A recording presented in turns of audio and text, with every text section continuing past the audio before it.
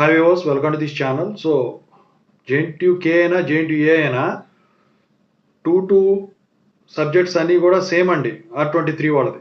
So చూసుకోండి ఈసీఈలో 2లో electronic circuit analysis ఉంది. JNTUK అయినా JNTUA అయినా JNTUGV అయినా. సో అందరికి ఉపయోగపడుతుంది ఇది. అయితే సో ఇందులో వచ్చేసరికి ఏంటంటే మీరు తెలుసుకోవాల్సినవి కొన్ని ఉంది. ఎలా పాస్ అవ్వాలి, ఇంపార్టెంట్ టాపిక్స్ ఏంటి, ఇంపార్టెంట్ క్వశ్చన్స్ ఎలా ఉంటాయి.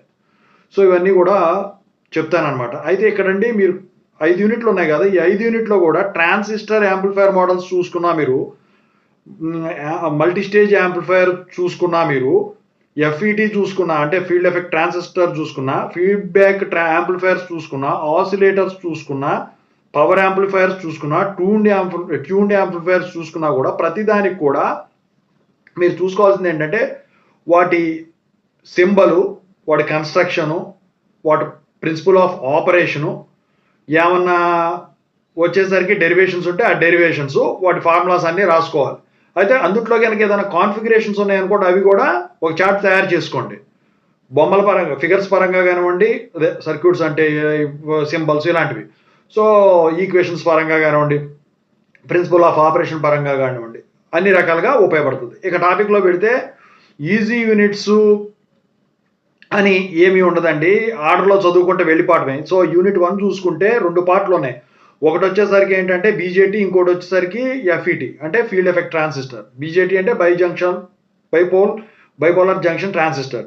అయితే unit 1 small signal high frequency transistor amplifier models కదా. ఇందుట్లో వచ్చేసరికి బీజేటీలో వచ్చేసరికి షార్ట్ క్వశ్చన్స్ ఎలా ఉంటాయి. సో అందుట్లో షార్ట్ క్వశ్చన్ వచ్చేసరికి కట్ ఆఫ్ ఫ్రీక్వెన్సీ గురించి అడుగుతాడండి, లేకపోతేనేమో గెయిన్ బ్యాండ్ విడ్త్ గురించి అడుగుతాడండి, ఫ్రీక్వెన్సీ రెస్పాన్స్ గురించి అడుగుతాడండి, లేకపోతే హైబ్రిడ్ పై కెపాసిటెన్స్ ఈక్వేషన్స్ రాయమని అడుగుతాడు.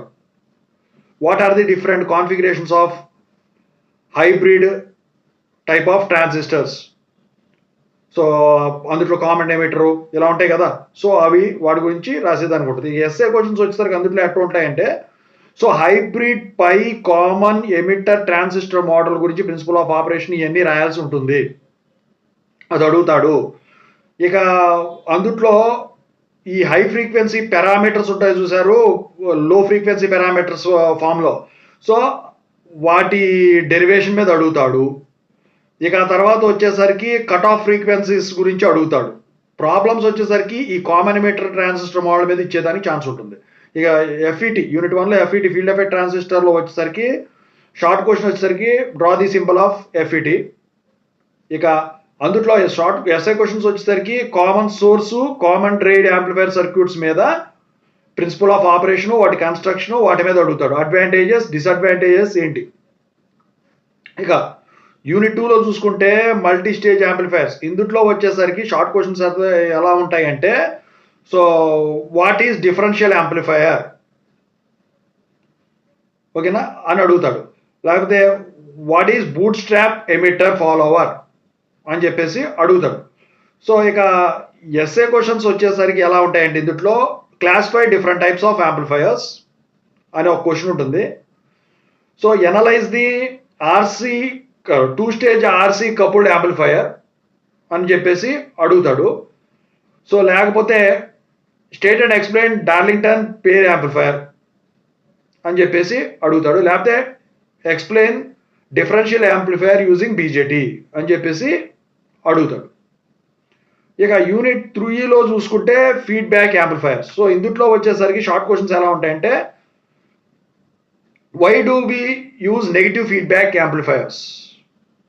ఇక అందుట్లో వచ్చేసరికి give the advantages of feedback amplifier, give the disadvantages of feedback amplifiers అని చెప్పేసి అడుగుతాడు.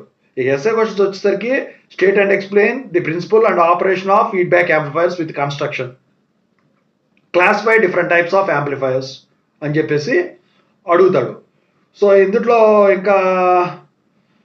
డెరివేషన్ ఇస్తే ఫీడ్బ్యాక్ యాంప్లిఫైయర్స్ జనరలైజ్డ్ అనాలిసిస్ ఉంది సార్, దాని మీద ఇచ్చేదానికి ఛాన్స్ ఉంటుంది. అదే కష్టమైంది కొంచెం, ప్రాబ్లమ్స్ కూడా దాని మీద ఇచ్చేదానికి ఛాన్స్ ఉంది. ఇక యూనిట్ 4లో చూసుకుంటే ఆసిలేటర్స్. సో షార్ట్ క్వశ్చన్స్ ఎలా ఉంటాయి, state and explain oscillator principle అని చెప్పేసి అడుగుతాడు. లేకపోతే అందుట్లో what are the types of oscillators అని చెప్పేసి అడుగుతాయి. ఎస్ఏ క్వశ్చన్స్ వచ్చేసరికి ఏంటంటే state and explain the principle of operation of oscillators with its construction అని చెప్పేసి అడుగుతాడు. లేకపోతే what are the different types of oscillators అని చెప్పేసి అడుగుతాడు. So explain RC phase shift and A question RC phase shift oscillator and Wien bridge oscillator with BJT అని చెప్పేసి అడుగుతాడు. లేకపోతే very very important state and explain Hartley and Colpitts oscillators using BJT. Separate అడిగేదానికి chance ఉంటుంది. A question Hartley ఇవ్వచ్చు, B Colpitts ఇవ్వచ్చు. What is the how do you stabilize oscillators? What are frequency how do you stabilize the frequency and how do you stabilize the amplitude of oscillators అని చెప్పేసి అడుగుతాడు. ఇది unit 4. Unit 5లో చూసేసరికి power amplifiers. So ఇందులో short questions ఎట్లా ఉంటాయంటే classify power amplifiers అని చెప్పేసి అడుగుతాడు.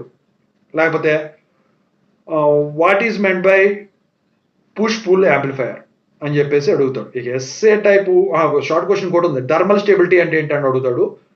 వాట్ ఆర్ హీట్ సింక్స్ అని చెప్పేసి అడుగుతాడు. డిఫైన్ లేకపోతే ఎక్స్ప్లెయిన్.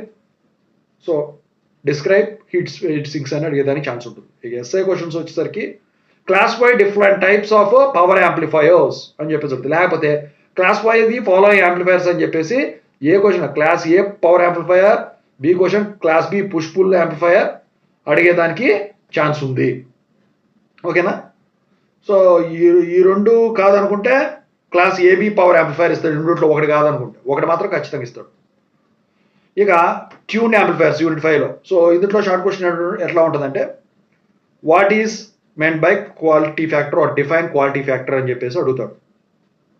లేకపోతే how do you tune amplifiers అని చెప్పేసి అడుగుతాడు. ఇక ఎస్ఏ క్వశ్చన్స్ వచ్చేసరికి ఈ స్మాల్ సిగ్నల్ ట్యూన్ యాంప్లిఫైర్ మీద క్వాలిటీ ఫ్యాక్టర్ కనుక్కోవడం ఇస్తాడు. లేకపోతే state and explain the following అని ఏ క్వశ్చన్ ఏమో capacitance single tune amplifier, B question వచ్చేసరికి డబల్ ట్యూన్ యాంప్లిఫైర్. సో ఈ రెండిట్లో కెపాసిటెన్స్ సింగిల్ ట్యూన్ యాంప్లిఫైర్లో కానీ డబల్ ట్యూన్ యాంప్లిఫైర్లో కానీ ఒకటి కనుక ఇవ్వకపోతే రెండోది స్టాగర్డ్ ట్యూన్ యాంప్లిఫైర్స్ ఇస్తాడు. సో ఒకటి మాత్రం ఖచ్చితంగా ఇస్తాడు.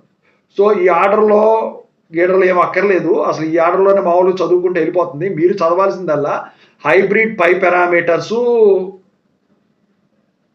ఎలా కనుక్కోవాలి, ఇక వాటిని లో ఫ్రీక్వెన్సీ పారామీటర్స్తో కంపేర్ చేయడం అదొకటి.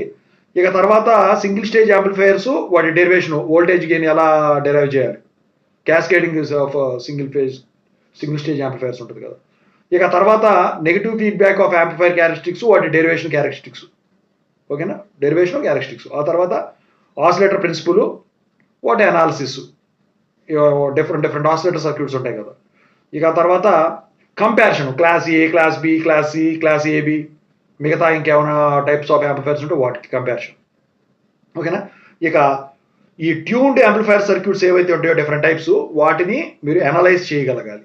వాటిలో ఏదో ఒక అనాలిసిస్ ఇస్తాడు. ఓవరాల్గా ఇదండి. సో మీకు ఏమైనా డౌట్స్ ఉంటే కాల్ మీ 4 ద్వారా కాల్ చేయొచ్చు. మీరు ఖచ్చితంగా అయితే టెలిగ్రామ్ ఛానల్ ఏదైతే ఉందో డిస్క్రిప్షన్లో తెలుగు ఇంజనీరింగ్ ఎడ్యుకేషన్ ఖచ్చితంగా అయితే దాంట్లో మీరు జాయిన్ అవ్వండి. అందరికీ ఉపయోగపడుతుంది. ఇది జేఎన్టీకే, జేఎన్టీఏ, జేఎన్టీజీ వాళ్ళకి అందరికీ common subject. Thank you so much.